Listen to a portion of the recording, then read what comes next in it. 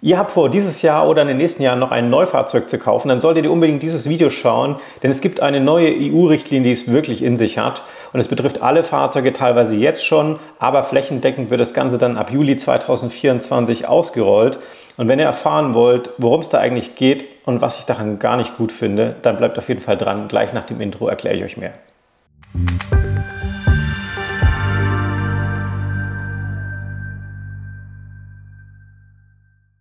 Lasst uns direkt mit dem Thema einsteigen. Ich sagte ja schon, es geht um eine neue EU-Richtlinie, wobei man das neu schon mal in Gänsefüßchen setzen muss, denn das Ganze wurde 2019 schon verabschiedet. Allerdings spüren wir es jetzt aktuell erst, weil wir die ersten Neuwagen geliefert bekommen haben und wir und auch die Kunden waren ziemlich überrascht, was da in diesem Auto drinnen steckt, denn normalerweise beschäftigen wir uns überhaupt nicht mit solchen EU-Richtlinien, die sind meistens ziemlich dick und eigentlich Aufgabe des Autoherstellers. Das Ganze hier, seht ihr schon, muss irgendwas mit dem Thema Geschwindigkeit zu tun haben und ich habe es tatsächlich gemacht. Ich habe mir diese 160 Seiten EU-Richtlinie durchgelesen und versucht euch das Wichtigste hier auf wenigen Seiten zusammenzufassen. Also schauen wir gleich mal los. Ich habe euch mal eine Seite vorbereitet, wo ihr das Wichtigste auf einen Blick sehen könnt, worum es dann eigentlich geht. Und ich sagte schon, es geht um eine neue EU-Richtlinie. Genau genommen ist das sozusagen eine Untergruppe der sogenannten GSR. Das nennt sich General Safety Regulation. Und diese Untergleich nennt sich dann wieder ISA, steht für Intelligent Speed Assist. Das heißt nichts anderes als eine Kombination aus Verkehrszeichenerkennung, Warnung bei Überschreitung der Geschwindigkeit, gegebenenfalls sogar mit Tempobegrenzung. Und allein das hat es natürlich schon in sich. Das werden wir natürlich nochmal aufdröseln, ganz genau, worum es da geht. 2019, sagte schon, wurde das Ganze verabschiedet. Pflicht ist es eigentlich schon seit Juli 2022. Allerdings nur für neue Fahrzeugtypen, das heißt also wirklich neue Fahrzeuge, die auf den Markt gekommen sind, ganz neue Produkte. Und Pflicht wird das Ganze dann, das ist wirklich interessant, für alle Neuwagen ab Juli 2024. Ziel ist die Reduktion der Unfallzahlen, also grundsätzlich mal natürlich ein gutes Ziel, Umsetzung. Es wird insgesamt 4 Arten von Möglichkeiten geben, wie euch das Auto sozusagen, ich nenne jetzt mal, zwingt, die Geschwindigkeit einzuhalten. Das klären wir nachher noch. Das Ganze wird bereits bei 3% Geschwindigkeitsüberschreitung stattfinden, finde ich auch interessant. Und es darf Gott sei Dank vom Fahrer deaktiviert werden, aber das Ganze muss beim nächsten Fahrzeugstart wieder aktiv sein. Also es ist nicht so, dass man es einfach ausschalten kann. Nein, das geht nicht. So, schauen wir gleich mal weiter. Ganz kurz noch ein paar grobe Fakten dazu, damit ihr so einen gewissen Überblick habt, worum es hier eigentlich geht. Was sind denn diese sogenannten General Safety Regulation? Das sind sogenannte Verordnungen zur allgemeinen Sicherheit der Europäischen Union. Das heißt, hier werden also verbindliche, moderne Sicherheitssysteme in den Fahrzeugen vorgeschrieben, speziell eben Neufahrzeuge. Und dann, nur dann, wenn das Auto diese Richtlinien erfüllt, darf es auch in Europa verkauft werden. So, eigentlich mal eine gute Sache, um so ein bisschen auch den technischen Fortschritt voranzutreiben. Dann ist es so, dass natürlich die Hersteller sich mit diesen sogenannten Richtlinien befassen müssen ihre Autos danach anpassen, die Technik sozusagen neu entwickeln. Und dann, wenn man ein neues Fahrzeug eben in Europa verkaufen will, muss man eben dieses Auto, das nennt man homologisieren lassen. Das heißt, man sagt, okay, das ist mein Auto, kriege ich das in der EU genehmigt. So, das ist sozusagen der erste Schritt und nennt sich eben Homologationsfreigabe. Und das kriegen die Autohersteller also nur, wenn sie sich an diese sogenannten GSR halten. Dann gibt es nochmal einen zweiten Schritt, und zwar, selbst wenn das Auto diese Homologation erhalten hat, wird das Ganze nochmal überprüft, sozusagen bei der Erstzulassung. Das heißt, wenn da eben auch sehr große Zeiträume dazwischen sind, dann kann es noch dazu führen, dass sozusagen die Erstzulassung des Autos verweigert wird. Also das ist auch ein relativ wichtiges Element. Damit ihr selber mal nachschauen könnt, wo eigentlich das Homologationsdatum von eurem Fahrzeug steht, habe ich euch mal einen Fahrzeugschein vorbereitet. Das wird auch ganz gerne mit dem Erstzulassungsdatum oder beziehungsweise mit dem Produktionsdatum des Autos verwechselt. Ganz oben in der Mitte vom Fahrzeugschein, das ist das Erstzulassungsdatum und dieses Datum hier unten rechts im Fahrzeugschein, das ist eben nicht das Produktionsdatum, das meinen viele. Das ist tatsächlich sozusagen das Datum der Typgenehmigung. Es gibt also ganz, ganz viele Autos des gleichen Typs mit unterschiedlichen Erstzulassungsdaten, die allerdings hier immer das gleiche Datum drinstehen haben, nämlich das Datum der Homologation. So, also ihr wisst nun, wo ihr das Datum finden könnt bei eurem Auto, auch mal ganz interessant, dann nachzuschauen. So, dann, ich sagte ja schon, das Ganze ist einem recht kompakten 161-seitigen Werk verfasst, wie also dieser ISA funktionieren soll, was da für Richtlinien gibt, an was man sich halten muss und so weiter. Und da sind wirklich ein paar dicke Brocken dabei und die habe ich euch natürlich mal rausgepickt und die schauen wir uns dann auch gleich mal an. Dann sind noch zwei Daten für euch wichtig, das hatte ich ja auch schon angemerkt am Anfang, und zwar haben wir einmal Juli 2022, das heißt, ab diesem Datum müssen nun alle Autohersteller diese Richtlinie erfüllen, wenn neue Produkte auf den Markt kommen. Da muss man ein bisschen aufpassen, muss wirklich ein neues Produkt sein, eine neue Plattform. Ein Facelift reicht meistens nicht aus, das zählt dann noch sozusagen als optimierte Version, dann kann man die alte Homologation weiterverwenden. Pflicht wird das Ganze dann allerdings ab Juli 2024 und da bin ich auch mal gespannt, wie die das umsetzen wollen, weil da wird es sicherlich noch einige Autos geben, die eben diese Ausstattung oder diese Pflicht nicht erfüllen können. Bin ich mal gespannt, wie das dann laufen wird. Wichtig an dieser Stelle noch für alle Mazda-Zuschauer, der Mazda 3 und der CX-30 Modelljahr 2024 sind bereits die ersten Modelle, die schon da oder die demnächst geliefert werden, die auch diese Richtlinie schon erfüllen. Das heißt, hier auch nochmal besonders zuschauen, denn das ist sicherlich auch interessant für euch. So, lasst uns ganz kurz mal einen Blick drauf werfen, was nun genau eigentlich dieses ISA ist. Und ich sagte ja vorhin schon, es ist eine Kombination aus einer Verkehrszeichenerkennung, das nennt man englisch wieder SLIF, also Speed Limit Information Function. Und das Ganze, das wird nun erweitert, denn diese Verkehrszeichenerkennung, die kennen schon viele Kunden. Das Ganze wird jetzt allerdings mit einer Warnfunktion automatisiert verbunden. Das heißt, ihr kriegt immer eine Warnung, wenn ihr zu schnell fahrt. Das konnte man bei vielen Autos mit Verkehrszeichenerkennung sogar schon freiwillig einstellen. Oder das Ganze wird nun auch noch mit einer sogenannten Regelfunktion verknüpft, was ich relativ heftig finde. Das heißt, das Auto bremst automatisch ab. Ja? Und hier schon mal so die erste Entwarnung. Grundsätzlich hätten sich die Autohersteller hier das Passende rauspicken können. Mazda hat jetzt sich für die Geschwindigkeitsbegrenzungswarnfunktion entschieden, was ich gut finde, denn ich finde es ziemlich unheimlich, wenn das Auto auf einmal selber abbremsen würde. Den größten Block in dieser EU-Richtlinie bilden tatsächlich die Anforderungen für die Verkehrszeichenerkennung ab. Das heißt, hier werden also von der EU ganz klar Richtlinien an die Autohersteller gegeben, was denn technisch das Auto können muss und wie das Ganze am besten umgesetzt wird. Und das ist natürlich auch für euch interessant, dann wisst ihr nämlich auch, was das Auto eigentlich können sollte. Und wir schauen uns das nun mal an, und zwar geht es zunächst mal um das Thema Verkehrszeichenerkennung, wie das ganze System eigentlich funktionieren soll. Und vielleicht habt ihr ja schon ein Auto mit Verkehrszeichenerkennung daheim, und da gibt es im Moment eigentlich so zwei bekannte Konzepte. Einmal eine Kamera, die das Verkehrszeichen ausliest, und einerseits Kartenmaterial, das euch anhand von eben eurer Satellitenposition die Geschwindigkeit anzeigt, die da eigentlich auf dieser Straße herrschen sollte. Man kann entweder das eine oder das andere System haben. Viele Autos mittlerweile kombinieren beide Systeme miteinander, um einfach zuverlässigere Daten anzeigen zu können. Hier seht ihr das Ganze nochmal. Auto wird also die Position ermitteln über das GPS-System, erkennt Verkehrszeichen, gleicht das miteinander ab, versucht dadurch verschiedene Programmierungen und Algorithmen rauszubekommen, ob das Verkehrszeichen jetzt zuverlässig erkannt wurde oder eben nicht. Und zeigt euch dann hoffentlich eben auch das richtige Verkehrszeichen an. Dann stellt sich natürlich auch die Frage, wenn ihr so ein System im Auto habt und sagt, ich will das eigentlich nicht, kann man das denn ausschalten? Da gibt es natürlich auch in dieser Richtlinie eine ganz klare Norm. Ja, erstmal, es darf abgeschaltet werden, das ist natürlich positiv, und zwar vollständig oder einzeln. Da muss man jetzt nachher noch unterscheiden, das Ganze ist ein bisschen komplexer. Allerdings muss das Ganze, und das steht auch in der Richtlinie, auf jeden Fall beim nächsten Fahrzeugstart wieder aktiv sein. Das ist natürlich eine lästige Sache. Ihr müsst dann also jedes Mal, wenn das Auto einsteigt, den Motor startet, wieder die Taste oder die Funktion deaktivieren. So, bei Mazda ist das wie folgt gestaltet. Ihr habt links am Armaturenbrett so eine Taste, so eine Stummschalttaste, nenne ich es jetzt einfach mal. Dann seht ihr das Ganze auch noch im Display, dass es stumm geschalten ist. Also eigentlich ganz clever gelöst. Ihr müsst da nicht jetzt in die Tiefen irgendeines Menüs rein. Wie das dann bei anderen Autoherstellern gelöst ist, kann ich euch jetzt hier nicht zeigen. Aber da gibt es sicherlich auch die ein oder anderen weiteren Funktionen. Wenn ihr allerdings dann diese Taste gedrückt habt, dann muss euch das Auto tatsächlich nochmal für 10 Sekunden eine Warnung anzeigen, dass ihr diese Taste gedrückt habt. Und das kann man dann tatsächlich, sofern es der Hersteller euch ermöglicht, nochmal durch Tastendruck abkürzen. Aber das ist grundsätzlich auch nochmal eine weitere Vorschrift. Dann gibt es nochmal einen weiteren interessanten Aspekt, der mich ehrlich gesagt auch ein bisschen verwundert und irritiert. Und zwar steht ganz klar drin, dass wenn das Auto ein neues Verkehrszeichen erkennt, also zum Beispiel statt 50, 100 oder 80, 130, egal welches Verkehrszeichen, immer bei einer Veränderung dieses Zeichens soll euch ein Hinweiston gegeben werden. Das heißt, bei jedem Verkehrszeichen würdet ihr dann so ein kleines Bim-Bim im Auto hören. Das, Gott sei Dank, darf man allerdings ausschalten, und zwar dauerhaft. Bei Mazda läuft das dann über das entsprechende Menü. Das heißt, hier könnt ihr Warnung bei Erkennung einfach den Haken deaktivieren, und dann werdet ihr auch in Zukunft nicht mehr diesen Hinweiston hören. Wer es denn unbedingt hören will, der kann es natürlich anlassen. Da es sich natürlich um eine EU-Richtlinie handelt, muss das Auto natürlich auch europaweit alle Verkehrszeichen erkennen. Und das ist gar nicht so selbstverständlich, denn jedes Land hat teilweise ganz andere Formen, Zahlen und auch Geschwindigkeitslimits. Und da muss das Auto das eben zuverlässig erkennen können. Und hier ist im Endeffekt nur geschrieben, es muss es entweder automatisch erkennen, so ist es bei Mazda, oder man kann es manuell umstellen. Das heißt, ihr müsst dann irgendwo in ein System reingehen und sagen, okay, ich fahre jetzt hier nach Italien, und dann stellt sich das System sozusagen um.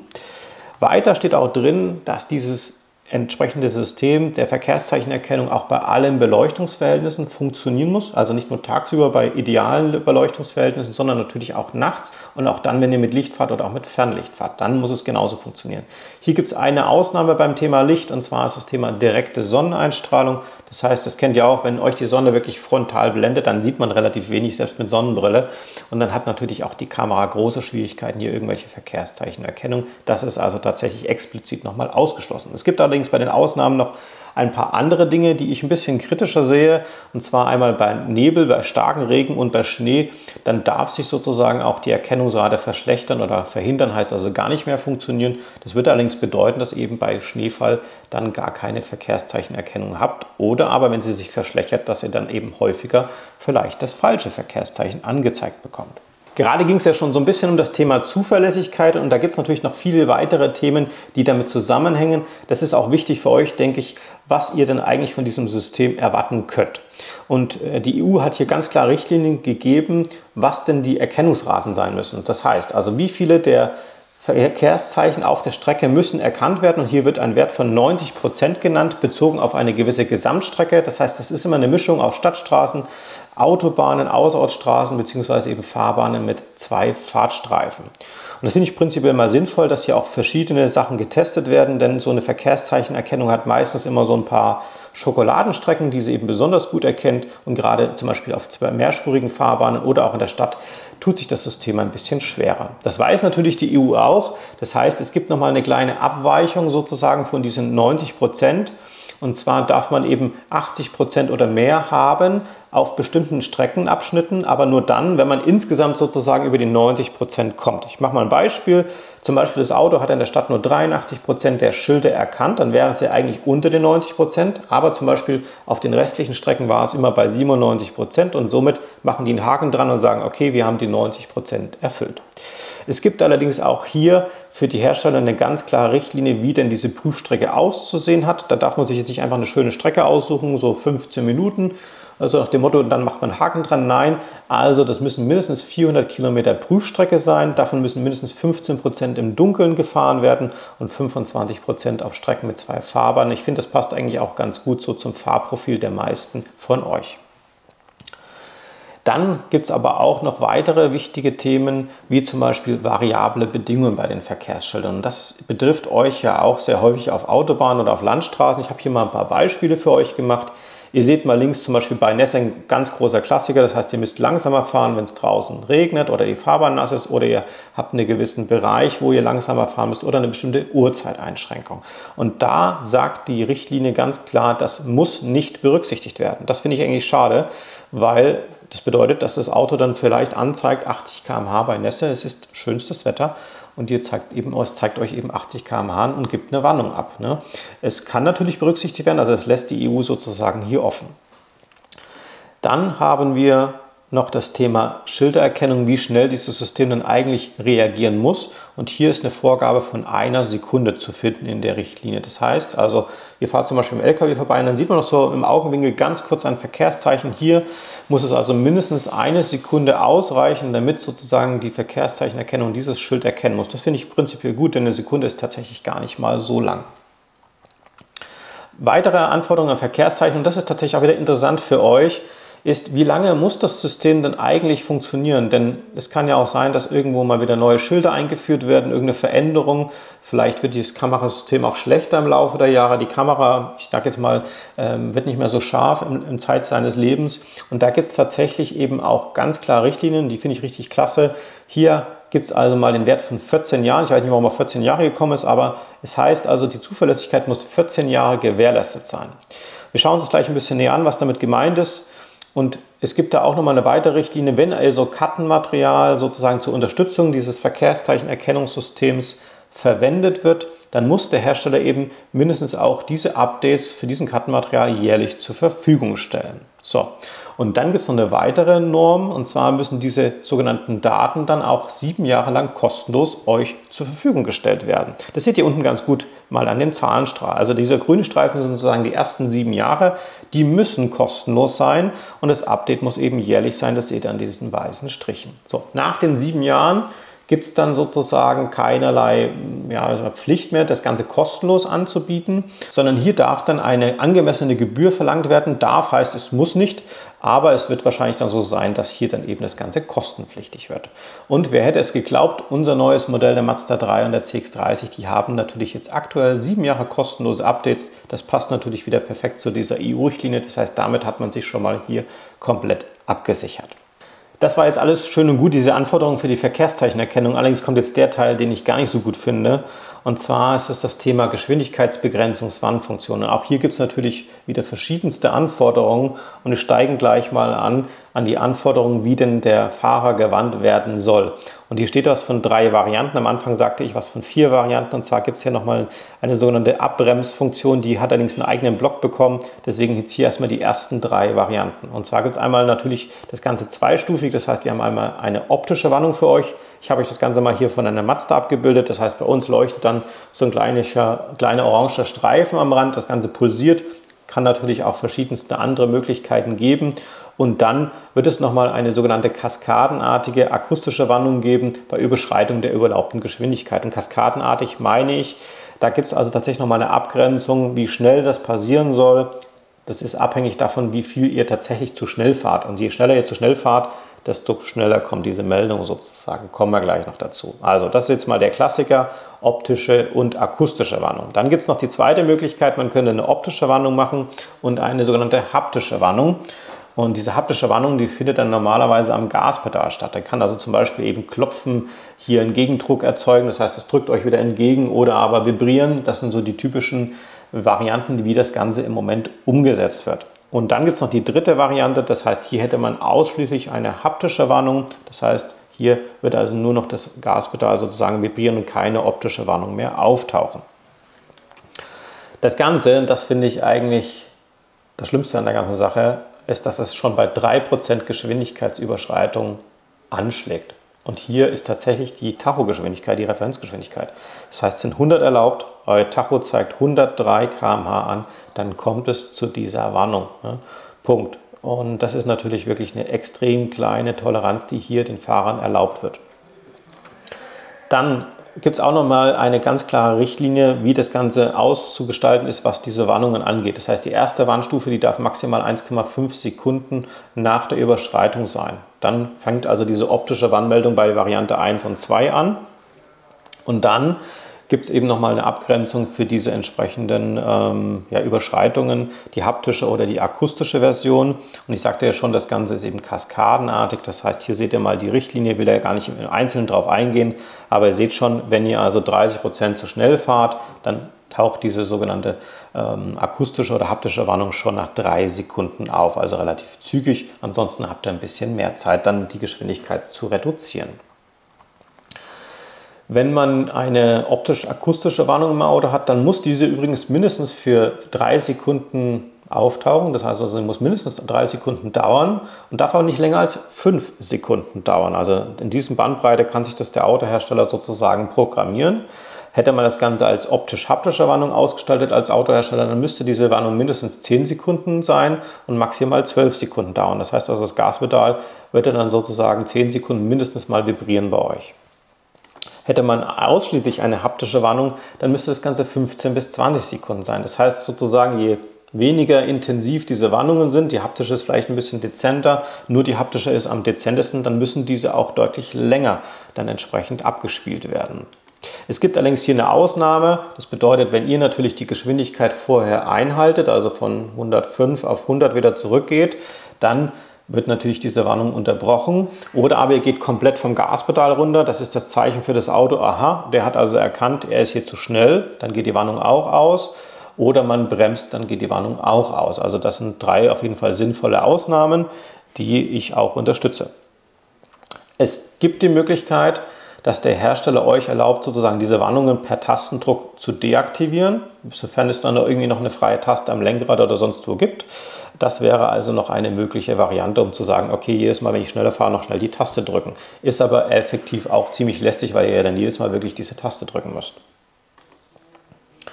Dann gibt es natürlich auch diese sogenannte automatische Geschwindigkeitsbeschränkung. Die hat einen eigenen Block bei mir eingenommen, weil es so ein bisschen eine Sonderrolle einnimmt. Und zwar ist es so, die nennt sich dann SCF, das steht für Speed Control Function. Das Ganze ist allerdings überwiegend für LKW, also Fahrzeug ab 3,5 Tonnen und Omnibusse gedacht.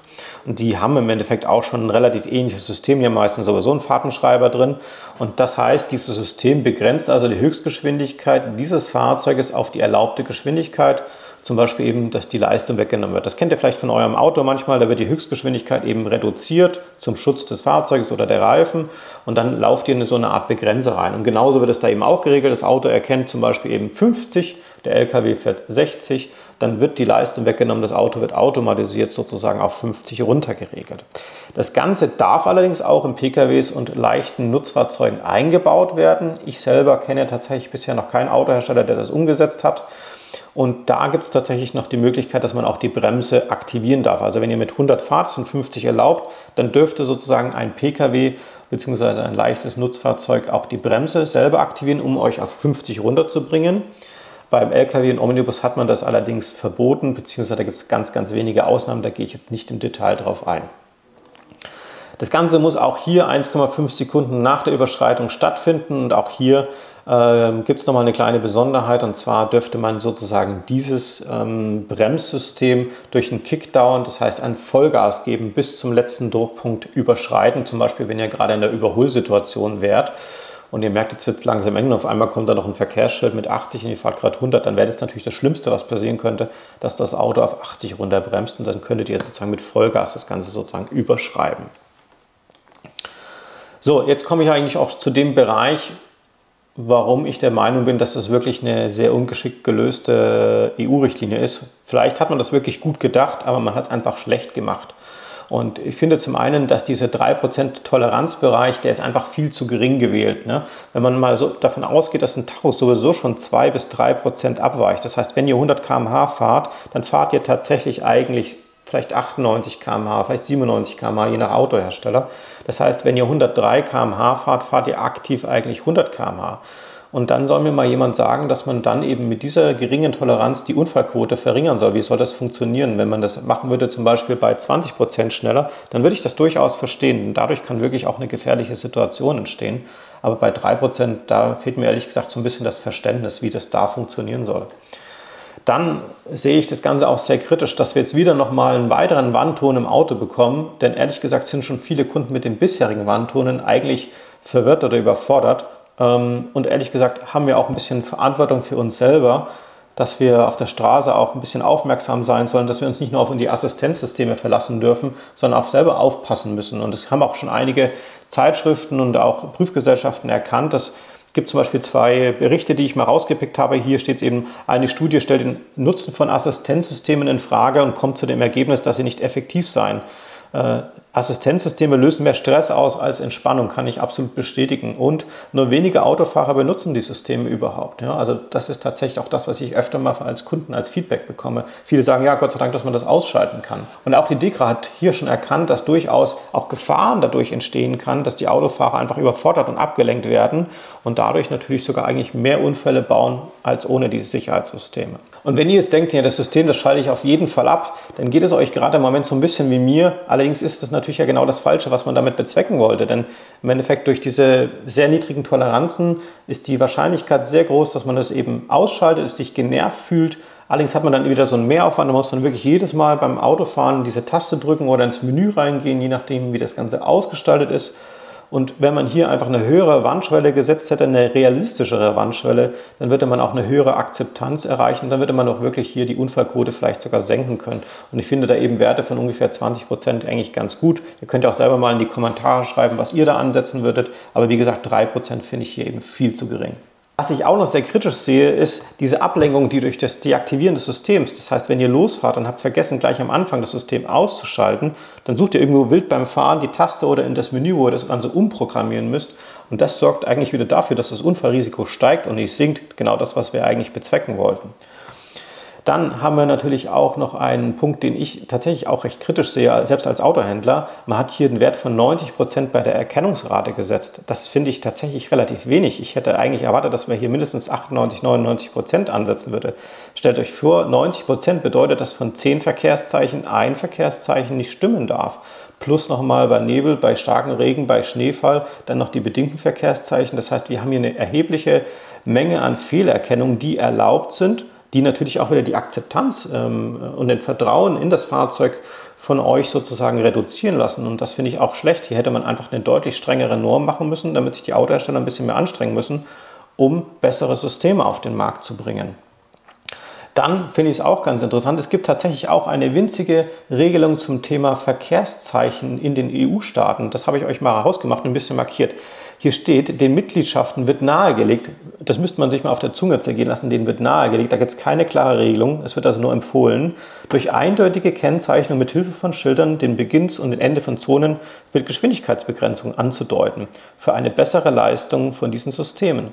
In bestimmten Fällen sind Kreuzungen und Straßen für die Fahrzeugführer nicht eindeutig erkennbar und folglich auch für diese Verkehrszeichenerkennung schlecht erkennbar. Das heißt, hier gibt es noch nicht mal klare Richtlinien, wie das Ganze von den EU-Staaten auszuführen ist, damit das Ganze auch möglichst gut vom Auto erkannt wird. Noch gibt es nur Empfehlungen und keine Strafen.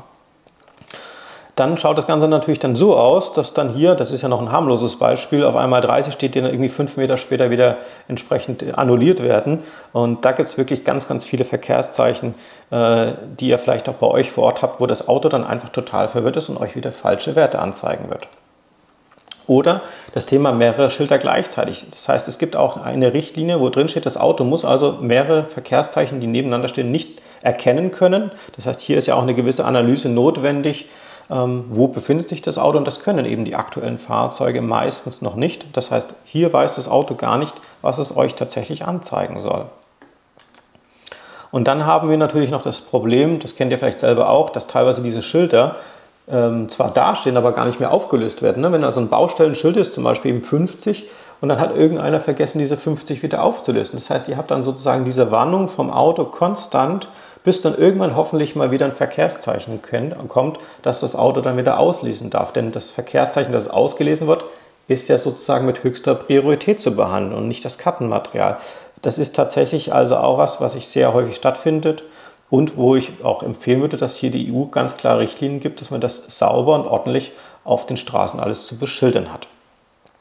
Mich würde tatsächlich auch mal eure Meinung jetzt zu diesem Thema bringen. Ich weiß, es ist echt viel und ich hoffe, ihr seid nicht überfordert mit der ganzen Materie, aber es ist tatsächlich was uns in Zukunft wirklich massiv beschäftigen wird. Es wird in allen Neufahrzeugen dann integriert sein. Ja, schreibt uns einfach mal, was ihr dazu denkt. Würde mich wirklich interessieren. Packt es in die Kommentare rein. Wenn euch das Video gefallen hat, natürlich lasst einen Daumen nach oben da, freut uns immer sehr. Vergesst nicht, unseren Kanal zu abonnieren. Da kriegt ihr immer eine neue Info, wenn wir ein Video hochgeladen haben, aber nur, wenn ihr die Glocke gedrückt habt. Ansonsten danke ich euch fürs Zuschauen. Wir sehen uns wieder beim nächsten Video.